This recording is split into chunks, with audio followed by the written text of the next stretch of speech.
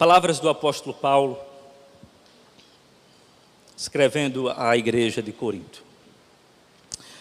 Sempre dou graças a meu Deus por vocês, por causa da graça que lhes foi dada por Ele em Cristo Jesus.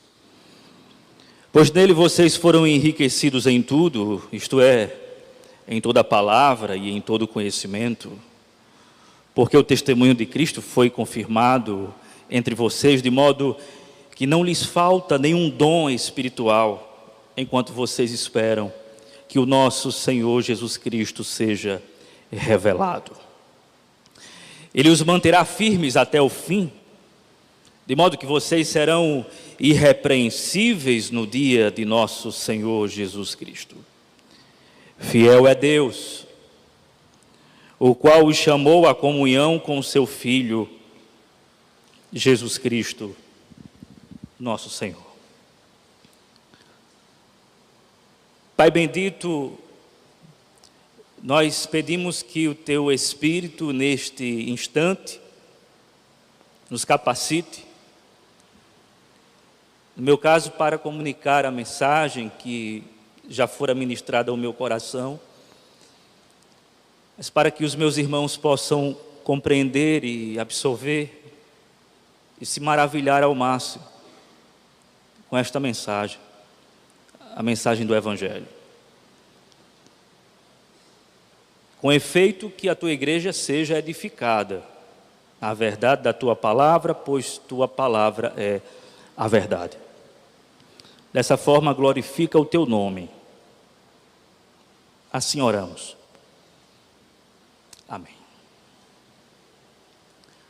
Preciso que você preste bastante atenção a esse início, a essa introdução de natureza elucidativa, para que o texto em questão possa ser entendido e apreciado da melhor maneira possível. Se por um lado, a carta aos Romanos pode ser considerada a carta magna do apóstolo Paulo, a carta aos Efésios, a rainha das cartas, a carta aos Coríntios, e mais precisamente a primeira carta do apóstolo Paulo aos Coríntios, pode ser considerada a carta problemática. Carta problemática porque o que não falta nessa carta é problema. A igreja de Corinto era uma igreja permeada, lotada de problemas, os mais diversos, os mais sortidos. Do capítulo 1, ou da primeira metade do capítulo 1, da segunda metade, aliás, do capítulo 1 até o capítulo 4, nós temos o problema das divisões. A igreja estava dividida, a igreja estava multifacetada, a igreja estava fragmentada. Uns diziam, eu sou de Paulo, outros diziam, eu sou de Apolo, outros diziam, eu sou de Pedro, e outros diziam, nós não temos nenhuma referência de liderança, nós somos de Cristo. Paulo foi o plantador dessa igreja, Pedro era o grande líder espiritual apreciado pelos judeus, Apolo foi quem deu continuidade como pastor dessa igreja e era um grande orador, e portanto a igreja estava dividida nesse sentido, tomando partido, e isso estava gerando facções dentro da igreja. Nós somos de Paulo, outros diziam nós somos de Pedro, outros diziam nós somos de Apolo.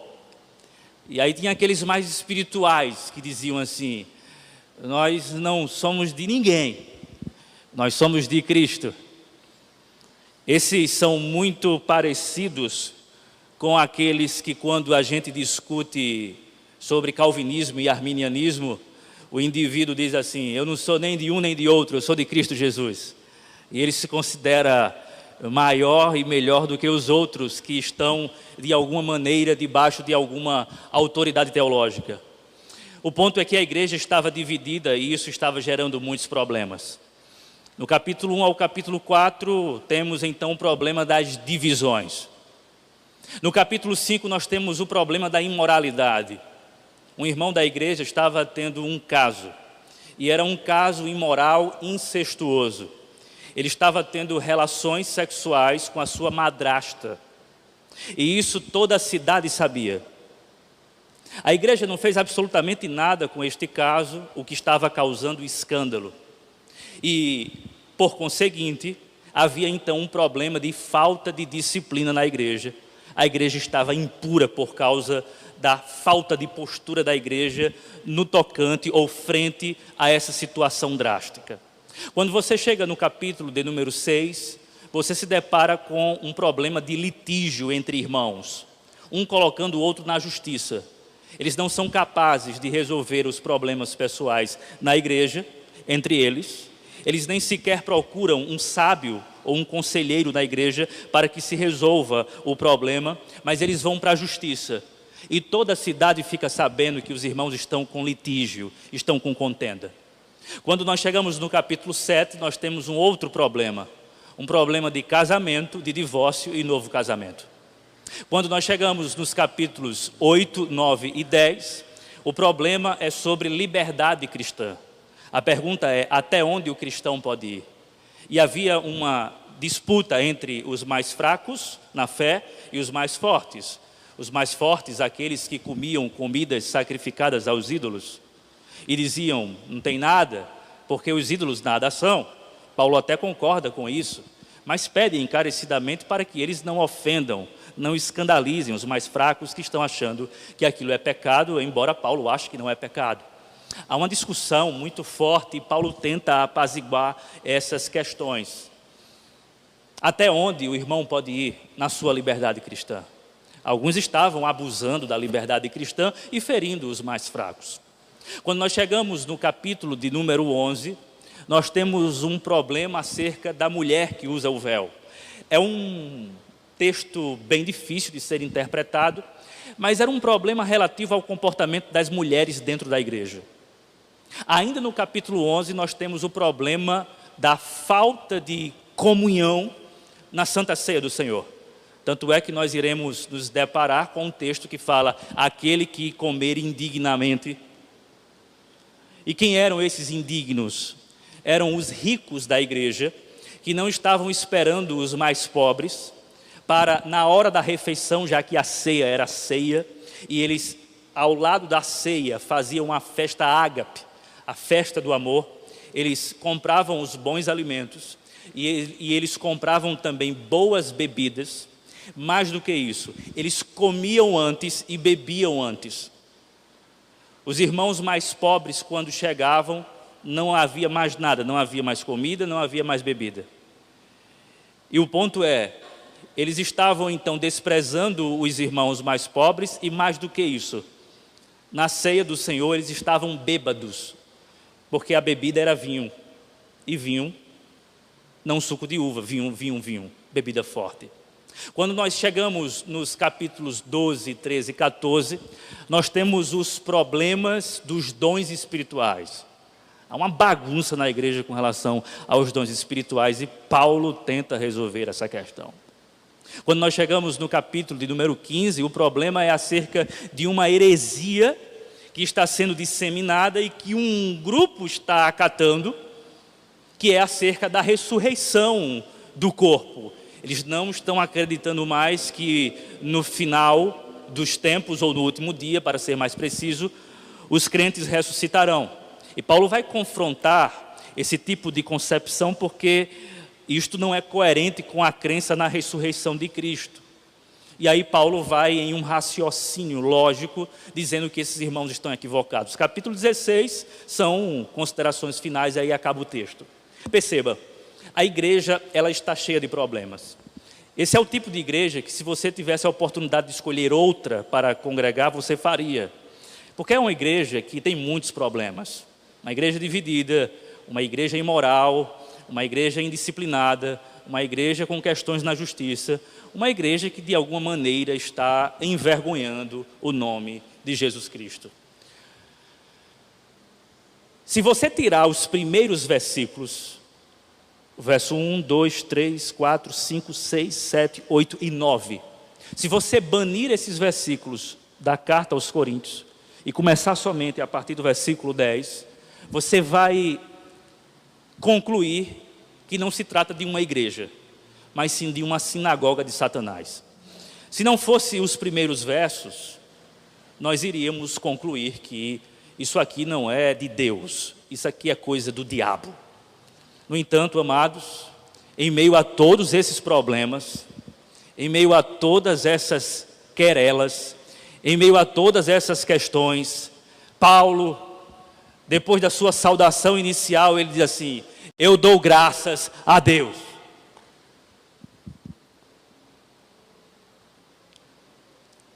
Eu dou graças a Deus. Deixa eu acrescentar mais um problema. Paulo não estava sendo aceito por esta igreja como um apóstolo. Muitos estavam dizendo: Paulo é um falso apóstolo. A igreja estava resistindo ao apóstolo Paulo. A igreja estava acolhendo outros apóstolos que não eram apóstolos e dizendo que Paulo era um falso apóstolo. Se tinha uma igreja que batia forte em Paulo, era a igreja de Corinto. Mas Paulo, com um tom pastoral, ele diz assim: sempre dou graças a meu Deus por vocês. Que pastor? A igreja está cheia de problemas. Ele vai tratar dos problemas. Mas antes, ele é gentil com a igreja. Ele não chega batendo na igreja. Ele diz assim: irmãos,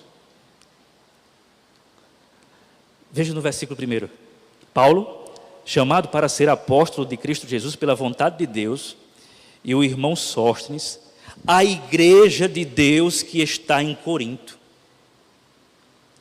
Vocês são de Deus. A igreja de Deus que está em Corinto, aos santificados em Cristo Jesus e chamados para serem santos, juntamente com todos os que em toda parte invocam o nome do Senhor Jesus Cristo, Senhor deles e nosso. A vocês graça e paz da parte de Deus nosso Pai e do Senhor Jesus Cristo. E aí ele diz: eu sempre dou graças a Deus por vocês. Ele dá graças a Deus, irmãos, por uma única razão. Ele dá graças a Deus pela graça de Deus. Ele não fica olhando para os problemas. Ele olha para algo maior do que os problemas. A graça de Deus. A igreja é problemática? É. A igreja tem pecado? Tem. A igreja está desonrando o nome de Cristo? Está. Mas a graça de Deus triunfa sobre essa igreja. E Paulo olha para essa graça, e é por causa dessa graça que ele diz: eu sempre dou graças a Deus. Graças a Deus pela graça de Deus. E para nós entendermos melhor, irmãos, eu gostaria de aprofundar essa verdade, o fato de que nós devemos dar graças a Deus pela graça de Deus e tentar entender melhor o texto à luz dessa verdade central. Graças a Deus pela graça de Deus. Que graça, irmãos? Em primeiro lugar, a graça salvadora. Olha como ele começa no versículo 4: sempre dou graças ao meu Deus por vocês, por causa da graça que lhes foi dada por Ele em Cristo Jesus. Paulo passou 18 meses, 1 ano e 6 meses em Corinto, trabalhando de maneira árdua para plantar uma igreja, e isso pregando o evangelho da graça. Ele vai dizer, por exemplo, no capítulo de número 2, versículo 1: eu mesmo, irmãos, quando estive entre vocês, não fui com discurso eloquente, nem com muita sabedoria para lhes proclamar o mistério de Deus, pois decidi nada saber entre vocês a não ser Jesus Cristo e este crucificado. Paulo apresenta a mensagem do Evangelho.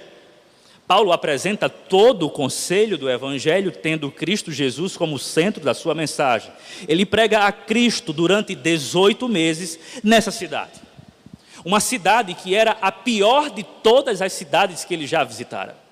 Uma cidade promíscua, uma cidade que ficava geograficamente num lugar bastante estratégico, já que era um istmo de terra que ligava os mares, o Oriente e também o Ocidente, de modo que o tráfego era muito grande, as pessoas passavam por Corinto o tempo inteiro, e aquela cidade, por ser muito visitada, acabou sendo uma cidade cosmopolita. A cidade tinha de absolutamente tudo. E o que não faltava naquela cidade era promiscuidade. Havia uma montanha chamada Acrocorinto. Era uma montanha muito alta, muito alta. E no cume desta montanha havia um templo. Era o templo dedicado à deusa Afrodite, a deusa do amor. E quando chegava no crepúsculo, quando estava perto da tarde ir embora e a noite chegar, as 1000 sacerdotisas prostitutas desse templo, elas desciam para oferecerem os seus trabalhos, religiosos, prostituídos. Os homens viajavam para Corinto para se prostituir, para ficar com essas mulheres. Havia um verbo muito usado, que era o verbo vamos corintianizar. Vamos para Corinto. Vamos dar lugar às nossas paixões. Vamos lá curtir a nossa carne. Isso acontecia com muita frequência. Além disso, havia o culto ao deus Apolo. O deus Apolo era também conhecido, além de ser o deus da música, era o deus também da beleza. E, portanto, alguns homens, escutem isso, alguns homens, diante das estátuas de Apolo, estátuas essas que foram esculpidas com o Apolo bem másculo, viril, mas todo despido, os homens iam para diante dessas estátuas, e lá eles ficavam adorando essas estátuas, e mais do que isso, eles aproveitavam esse instante de adoração para se envolver em relações homossexuais. A homossexualidade prevalecia em Corinto. Veja, irmãos, o apóstolo Paulo, quando chega em Corinto, ele chega num lugar hostil ao Evangelho. Ele chega num lugar onde ninguém quer saber do Evangelho, mas ele está decidido a pregar o Evangelho nesta cidade, porque ele sabe que o Evangelho é o poder de Deus, e ele prega Cristo Jesus, e o que é que acontece, irmãos? Deus salva os seus. E aqui o apóstolo Paulo então diz: sempre dou graças a meu Deus por vocês, por causa da graça que lhes foi dada por Ele em Cristo Jesus. Paulo está dizendo, vocês eram as últimas pessoas que, humanamente falando, poderiam escapar. Vocês viviam uma vida de depravação total, mas agora vocês foram alvos do amor de Deus, foram objetos da graça paternal do Pai, de Deus Pai. Vocês foram alcançados pela graça e já não são mais os mesmos. É bem verdade que vocês ainda têm sérios problemas. É bem verdade que vocês ainda causam problemas, porque o pecado habita em vocês. Mas eu dou graças a Deus, porque um dia o Evangelho alcançou a vida de vocês. Sabe, queridos, essa igreja tinha muitos problemas, mas Paulo tem um motivo maior para dar graças a Deus. A graça que foi revelada, salvadora, na vida desses homens e dessas mulheres. Escute uma coisa. Todos nós temos muitos problemas. A igreja tem muitos problemas. Mês que vem são 25 anos de igreja. Com muitos problemas. Com muitas histórias. Com triunfos e fracassos. Com sabores e dissabores. A igreja enfrentou muitos problemas. Mas a igreja tem motivo de sobra para dar graças a Deus pela graça de Deus. Somente a graça salvadora de Deus pode sustentar uma igreja, irmãos. Nós somos um bando de pecadores. Nós necessitamos da graça de Deus e precisamos nos lembrar dessa graça em meio aos problemas que circundam a nossa igreja, em meio aos problemas que cercam a nossa vida, em meio aos problemas que querem nos fazer murmurar, criticar. Nós precisamos olhar para essa graça e dizer: apesar dos pesares, eu fui salvo pela graça de Deus. Escute, você tem muitos problemas, mas o maior de todos os problemas foi resolvido. O maior problema seu era com Deus. A ira de Deus estava contra você, mas agora já não está mais, porque a graça de Deus alcançou a sua vida. A graça de Deus conquistou o seu coração. A graça de Deus lhe tirou das trevas para a maravilhosa luz. A graça de Deus lhe deu um novo coração. Você tem conta para pagar, você tem dívida, você está com problema na família, você está com problema com os filhos, você está cheio de problemas, mas tem algo que é maior do que tudo isso: a salvação em Cristo Jesus.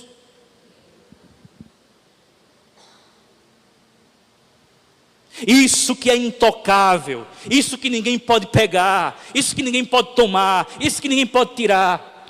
E o apóstolo Paulo está dizendo para essa igreja: eu sou grato a Deus por causa da graça salvadora. A graça alcançou vocês. Às vezes nós falhamos, irmãos, na nossa gratidão a Deus, porque não sabemos mensurar ao certo a natureza da nossa salvação. Falhamos em pelo menos dois aspectos. O primeiro, e essa ideia não é minha, tá? É do Dr. Martin Lloyd Jones. Ele vai dizer assim: nós falhamos em não entender no abismo no qual nós nos encontrávamos, e nós falhamos também em compreender a altura na qual nós nos encontramos agora. Você já parou para pensar de onde Deus lhe tirou? Veja só, você está com inúmeros problemas na vida para resolver. Mas pare para pensar o seguinte: quando Deus lhe resgatou, você estava num abismo infernal. O impossível aconteceu. Um milagre ocorreu. Você foi transformado por Cristo. E aí, por dedução lógica, é o seguinte: se Ele resolveu esse problema, os demais, irmãos, são fichinha. Você não tinha escapatória. Você estava sentenciado à morte, à condenação, ao inferno, mas a graça de Deus alcançou a sua vida, e por mais que sua vida seja um perrengue, até o último dia, você tem motivo para dizer: obrigado, Senhor, porque o maior problema foi resolvido. Eu não estou mais em guerra contigo. O que existe é paz, é salvação. Dê graças a Deus pela sua salvação. Dê graças a Deus pela graça salvadora de Deus. A primeira faceta da graça que deve ser destacada, portanto, é a graça salvadora. A graça salvadora de Cristo Jesus. Mas há uma segunda graça que nós podemos, ou uma segunda faceta de graça que nós podemos perceber aqui. Paulo é grato pela graça salvadora, mas Paulo também é grato pela graça capacitadora. Deus não apenas salvou, mas Deus capacitou essa igreja. Olha o que ele diz, versículo de número 5. Pois nele vocês foram enriquecidos em tudo, isto é, em toda palavra e em todo conhecimento. Porque o testemunho de Cristo foi confirmado entre vocês, de modo que não lhes falta nenhum dom espiritual, enquanto vocês esperam que o nosso Senhor Jesus Cristo seja revelado. Essa igreja foi salva por Cristo, mas não para por aí.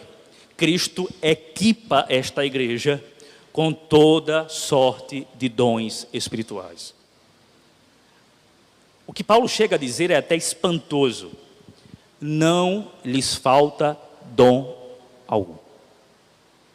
Vocês estão enriquecidos com todos os dons espirituais. Se você pega a lista dos dons, o catálogo dos dons espirituais, em 1 Coríntios capítulo 12, irmãos, a igreja tinha todos os dons espirituais ali. Não faltava absolutamente nada.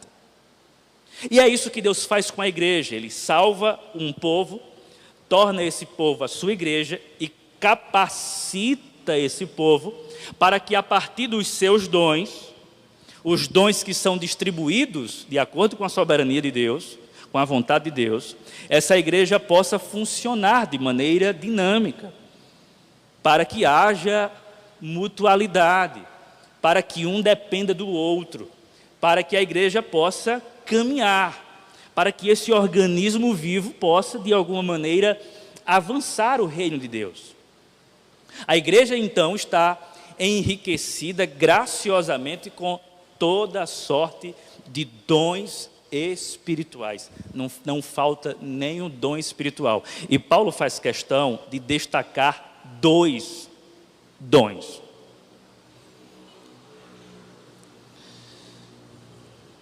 Pois nele vocês foram enriquecidos em tudo, isto é, em toda palavra e em todo conhecimento. E aqui ele está usando 2 expressões gregas. Logos, todo mundo conhece. Vocês foram capacitados no Logos.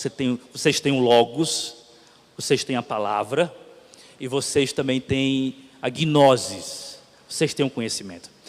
Em síntese, o que Paulo está dizendo é, olha, vocês têm o que o mundo deve se impressionar e se prostrar diante de vocês. A palavra, o evangelho, o conhecimento. Vocês são uma igreja de referência no que diz respeito à palavra. Vocês têm o evangelho. Deus deu a vocês discernimento, capacidade. Vocês são uma igreja bíblica. Sim, é verdade que havia um grupo que estava se afastando, lá do capítulo 15, que estava se afastando da questão da ressurreição, e Paulo vai tratar disso, mas a maioria, a igreja foi plantada por Paulo, a igreja então foi acompanhada depois por Apolo era um grande pregador, a igreja tinha Pedro como referência também, então a igreja foi muito bem equipada. Paulo passou 18 meses nessa cidade, aplicando todo o conselho de Deus. E Paulo está dizendo, eu sou grato a Deus porque Ele capacitou vocês. Vocês estão prontos. Agora, irmãos, como vocês já devem inferir, uma igreja cheia de dons espirituais não equivale a uma igreja saudável espiritualmente. Essa igreja era cheia de dons, mas era uma igreja que estava adoecida. Era uma igreja que não era tão sadia. Na verdade, Paulo vai dizer que esses irmãos são carnais. Vocês são carnais. Meus irmãos, não nos enganemos. Dom espiritual não determina espiritualidade de seu ninguém.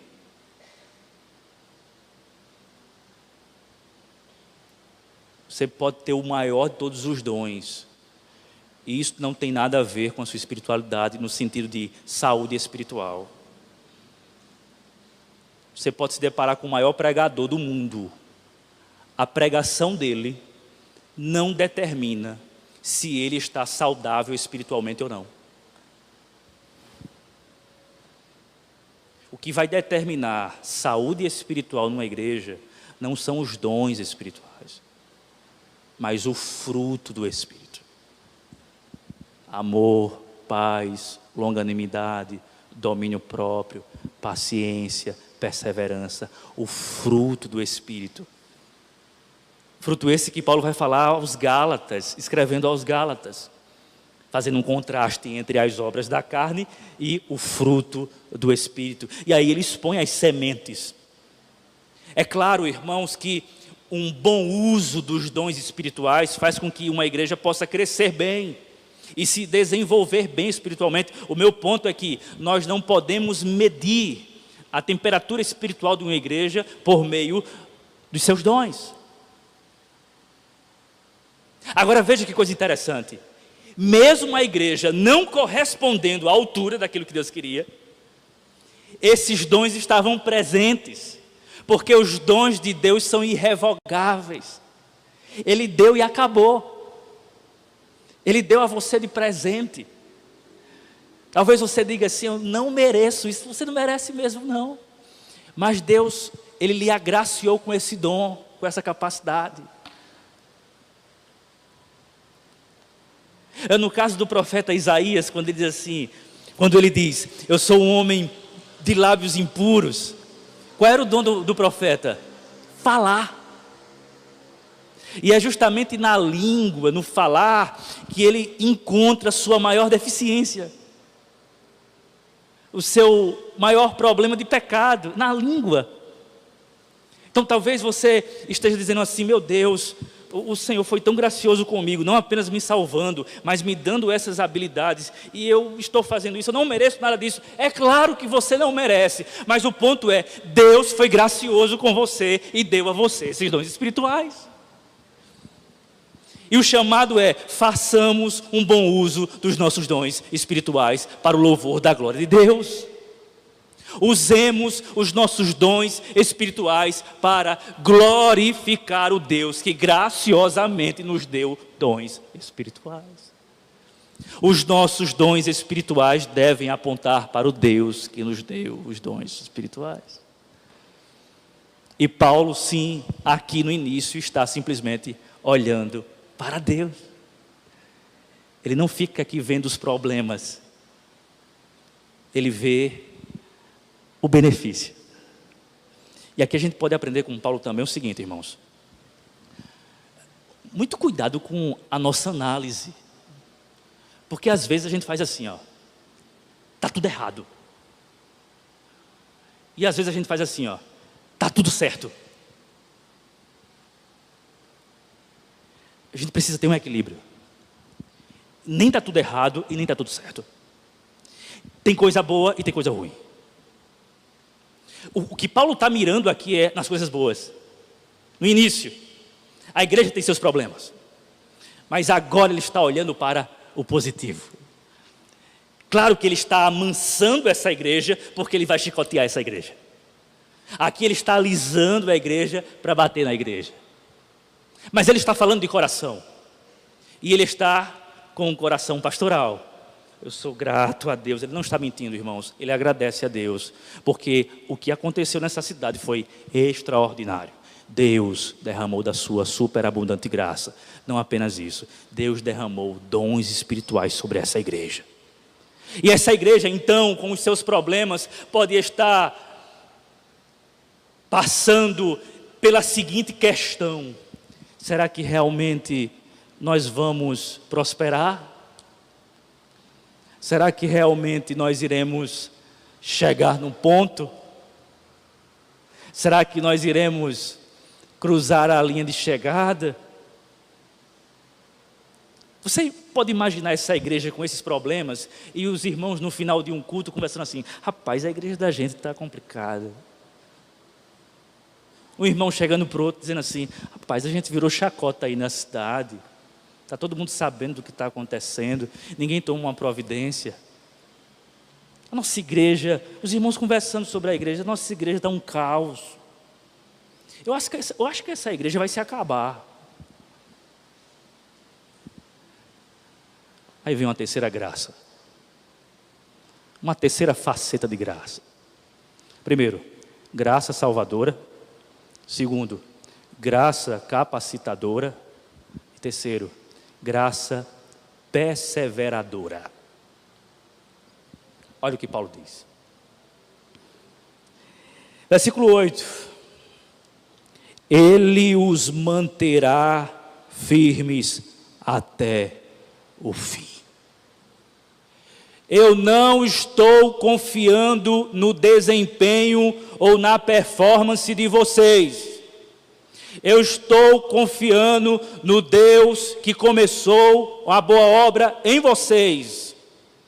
Eu não estou confiando nos dons de vocês. Eu estou confiando no Deus que deu dons a vocês. Eu não estou confiando na santidade de vocês. Eu estou confiando no Deus que santifica vocês. Eu não estou confiando na firmeza de vocês. Estou confiando no Deus que firma o passo de vocês ou os passos de vocês. Não estou confiando em vocês, meus irmãos, mas estou confiando no Senhor, porque Ele os manterá firmes até o fim. Aí Paulo avança: de modo que vocês serão irrepreensíveis no dia de nosso Senhor Jesus Cristo. Isso aqui é de tirar o fôlego, porque uma igreja indisciplinada, uma igreja passando por inúmeros problemas, uma igreja lotada de pecados, e Paulo está dizendo assim: meus irmãos, eu estou certo que aquele que chamou vocês, Ele os manterá firmes até o fim, de modo que vocês serão irrepreensíveis no dia do Senhor. O que Paulo está falando aqui, irmãos, é do dia do julgamento. O dia do julgamento é o dia em que os segredos dos corações serão revelados. E Paulo está dizendo para essa igreja, que tem muita sujeira: meus irmãos, no último dia, no dia do julgamento, vocês não vão comparecer diante dele como pessoas repreensíveis. Vocês vão comparecer no tribunal irrepreensíveis. Porque quem vai tratar dessas questões é Jesus Cristo. E Ele, que é o juiz de vocês, é o advogado de vocês. O Pai, com base em Jesus, declarou vocês inocentes. E no último dia, vocês não serão acusados. Vocês serão definitivamente inocentados. O crente que foi chamado, que foi resgatado, que foi salvo, não tem medo do dia do julgamento. Porque o dia do julgamento é o dia final de não haverá mais nenhuma acusação contra os filhos de Deus. A propósito, Paulo antecipa isso dizendo: não há mais condenação. E é nesse dia do julgamento que isso vai ser ratificado, isso vai ser confirmado, porque aquele que pode nos julgar, aquele que tem poder para nos destruir, vai nos encontrar irrepreensíveis, porque estaremos na presença dele glorificados.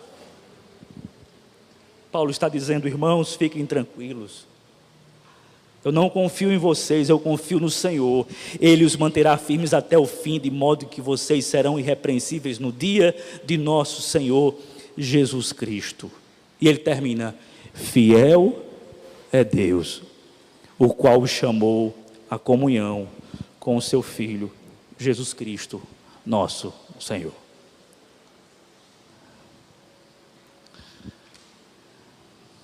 Isso aqui, irmãos, é uma doutrina explícita da perseverança dos santos, que está ancorada na fidelidade graciosa de Deus. Você não é tão fiel assim, mas Deus é perfeitamente fiel, e o que Ele prometeu, Ele vai cumprir. Ele não vai relaxar um minuto, um segundo sequer, segurando você até o último dia. Ele não vai relaxar o braço forte dele, que sustenta com salvação a sua existência. Ele não vai deixar escapar em nenhum momento você que às vezes tenta fugir dele. Nem mesmo o adversário, Satanás, o inimigo, vai arrebatar você da mão de Jesus Cristo. E quando no último dia potestades e principados quiserem se levantar contra nós, e até homens, para nos acusar, o Filho de Deus vai dizer: não há acusação contra estes, eles são meus, eu paguei a conta por eles, eu me sacrifiquei no lugar deles, eu morri no lugar deles, eu substituí eles, eu resgatei eles, eu morri por eles, eu resolvo o problema deles. Confie na graça de Deus. Nesse momento nós iremos cantar a graça do Senhor. Eu gostaria que você se deleitasse nessa canção e ao mesmo tempo meditasse como Deus foi bom conosco ao derramar a sua graça sobre as nossas vidas. Você pode ficar de pé, por gentileza, para nós encerrarmos com essa canção.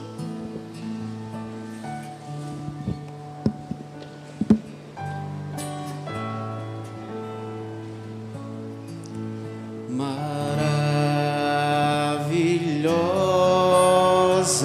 graça que perdido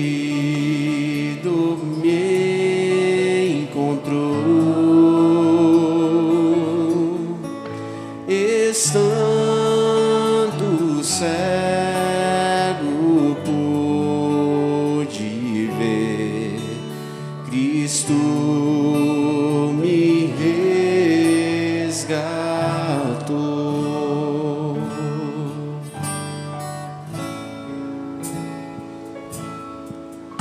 Quando tua graça me tocou, do medo me livrou. Quão preciosa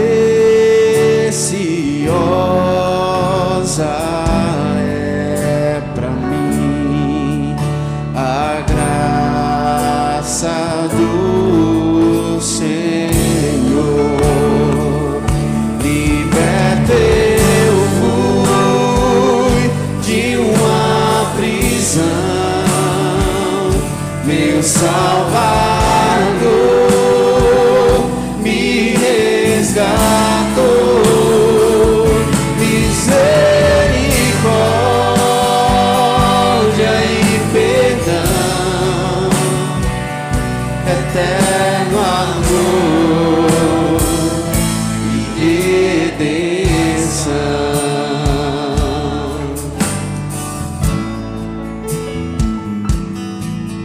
Deus prometeu melhor pra mim e nele esperarei. Escudo e força Ele será enquanto eu viver.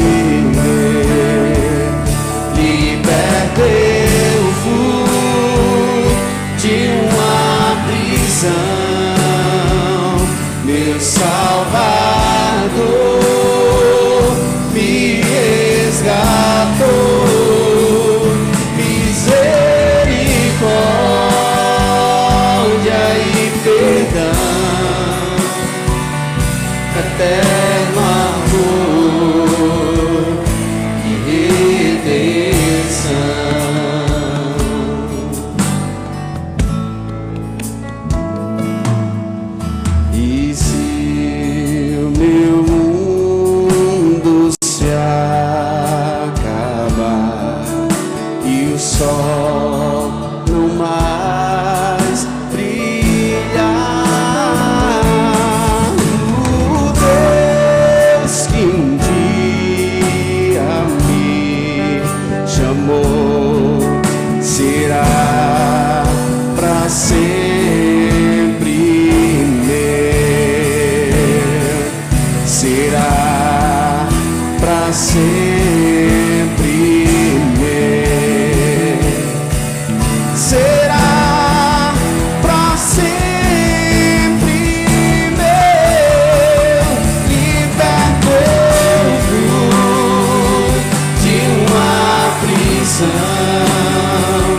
meu Salvador me resgatou, misericórdia e perdão, eterno amor e redenção, libertou de uma prisão, meu Salvador me resgatou, misericórdia e perdão, eterno amor e redenção.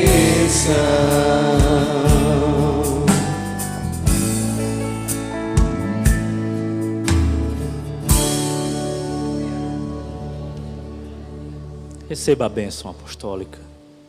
Que a graça do nosso Senhor e Salvador Jesus Cristo, o amor de Deus, nosso bondoso Pai, e as consolações do Espírito Santo repousem sobre cada um de nós, desde agora e para todos sempre. A igreja diz: Deus abençoe, queridos. Uma boa semana a todos.